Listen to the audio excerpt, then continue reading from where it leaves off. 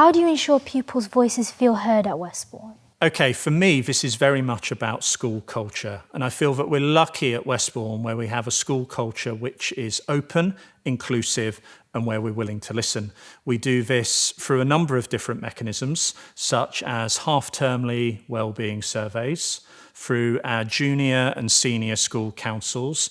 And then we have a number of forums set up, and I meet with those groups usually every 3 weeks or so. So that's our prefects, that's our equality forum, and that's also our food forum. But as you're here, would you say you feel genuinely heard and listened to at Westbourne? I think I feel listened to, as we have a worry box outside of the pastoral office, and it's completely anonymous, so you can just put anything in there if you feel any worries.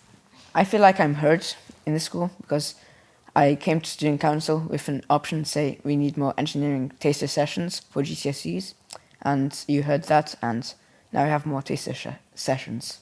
What's your vision for the future of Westbourne School? Firstly, it is key that pupils leave us with memories, knowing that they've achieved and done their best, and an awareness that Westbourne's been an instrumental part of their development.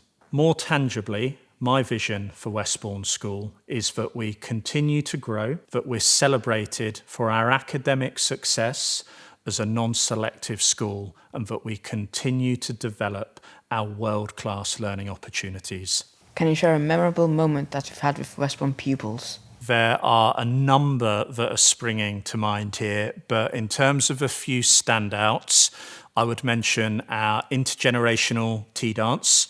We had a number of community members join us who had experience with professional dancing, many of them elderly, spending half a day in school with our senior school pupils, teaching them a number of different dances and dance routines. And I think just seeing those two groups come together really was quite special. Another one that I'm thinking of is Westfest. So Westfest happens at the end of every academic year. It's essentially our informal, very relaxed music festival. I think it's a great example of inclusivity at the school. Anyone that wants to take part and have an opportunity to perform on stage is able to. And that's great to see. And I know our families really, really enjoy it.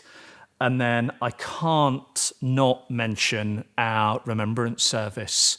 I feel our remembrance service, both for our pupils that are formally involved or informally involved, is a great example and one that really resonates with our community because they see our pupils demonstrate, I would say, such humility, respect, and humbleness.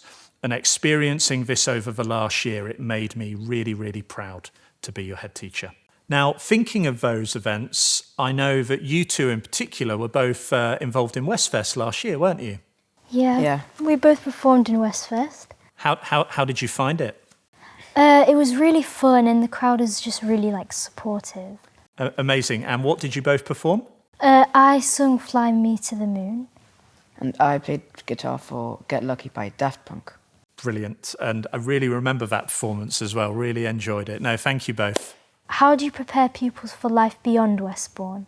Firstly, through the level of academic challenge in the classroom, but also supporting our pupils from a social and emotional development perspective and through the holistic opportunities that we offer. We're really lucky at Westbourne as well that we have a fantastic post-16 and careers programme. Now that runs throughout the school, mainly through our PSHE programme.